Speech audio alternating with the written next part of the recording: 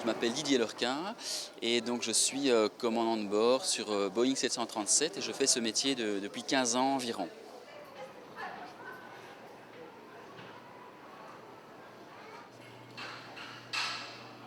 Avant de rentrer à l'école de la Sabena, il y avait un examen d'entrée à réussir. Et bon, j'avais pas encore tout à fait le niveau en sortant du secondaire. Donc après ça, j'ai fait une année uniquement de mathématiques, où j'avais 25 heures de mathématiques par semaine. Et suite à ça, j'ai réussi l'examen d'entrée pour la Sabena. Ensuite, les études de pilote en elles-mêmes, ça a duré environ 3 ans. Et c'était 3 ans non-stop, on n'a pas eu de vacances.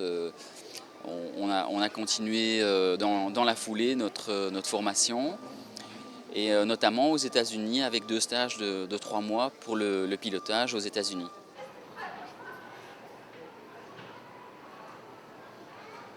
Alors j'ai pas vraiment l'impression que ce soit moi qui ai choisi le travail, c'est peut-être le travail qui m'a choisi, mais en tout cas dans ma famille il y a pas mal de militaires, et donc enfant j'étais attiré par les avions de chasse et je voulais devenir pilote de chasse.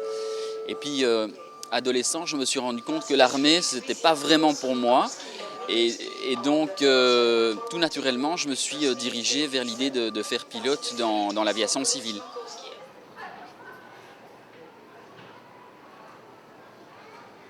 Alors, ce qui est le plus marquant sur le plan technique, c'est que chaque pilote reçoit un ordinateur portable qui lui sert pour la préparation du vol, mais également pendant le vol comme référence par rapport à toutes les données qui sont nécessaires.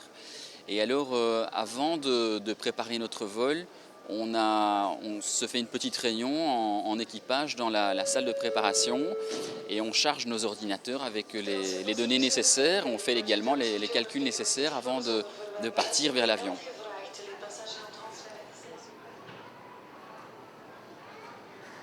Oui, c'est vrai qu'au début, c'est un petit peu difficile parce qu'il faut s'habituer à ces ordinateurs et à la manière dont les programmes fonctionnent. Mais bon, ça prend quelques semaines, et après ça, c'est vrai que c'est relativement rapide et efficace, et même plus efficace que si on avait des documents en papier qui prennent parfois plus de temps à consulter que grâce à l'ordinateur.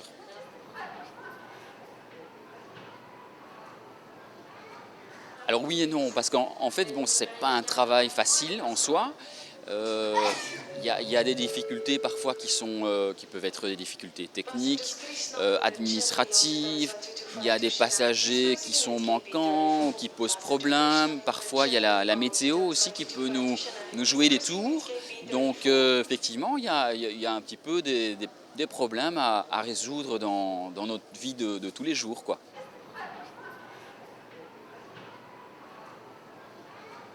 Ben heureusement, elles sont très très bonnes, et c'est relativement nécessaire parce qu'un équipage, il faut qu'il y ait une très bonne communication puisque c'est quelque chose d'opérationnel, donc ça doit fonctionner de manière efficace, notamment en cas par exemple d'urgence. Donc il y a une certaine hiérarchie dans un équipage, mais il faut aussi qu'il y ait une très très bonne communication pour que ça fonctionne bien.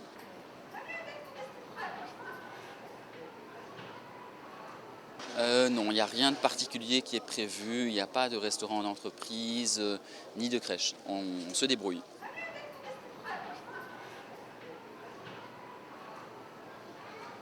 Oui, quand même, parce que donc c'est pas des études qui sont faciles, il y a un petit examen d'entrée, et ça demande pas mal d'efforts, d'études, il faut souvent se lever tôt le matin, et donc ça demande certainement une certaine discipline personnelle.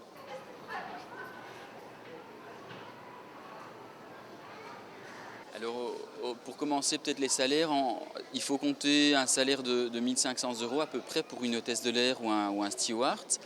Un copilote qui commencerait, c'est vers les 2 000, je pense, et pour un commandant de bord, 3 000 € environ.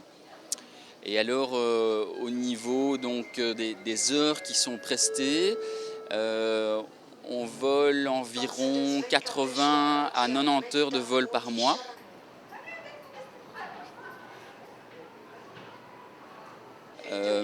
En ce qui me concerne, ben, j'ai déjà volé pour plusieurs compagnies et sur plusieurs types d'avions différents, à la fois les Boeing et les Airbus, et dans diverses fonctions. Donc moi, ce que je peux éventuellement espérer dans quelques années, ce serait de passer instructeur pilote.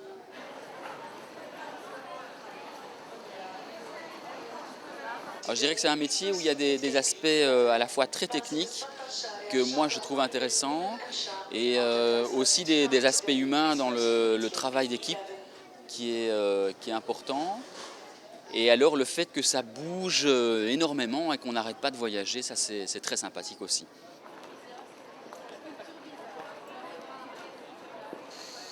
Ben moi, bon, à peu de choses près, je parle trois langues. Outre le français, donc je parle le néerlandais couramment, ainsi que l'anglais, qui est vraiment la langue indispensable dans l'aviation. Tous nos bouquins sont écrits en anglais, nos procédures aussi. Et au niveau international, quand on est dans un pays étranger, évidemment, tout se passe en anglais.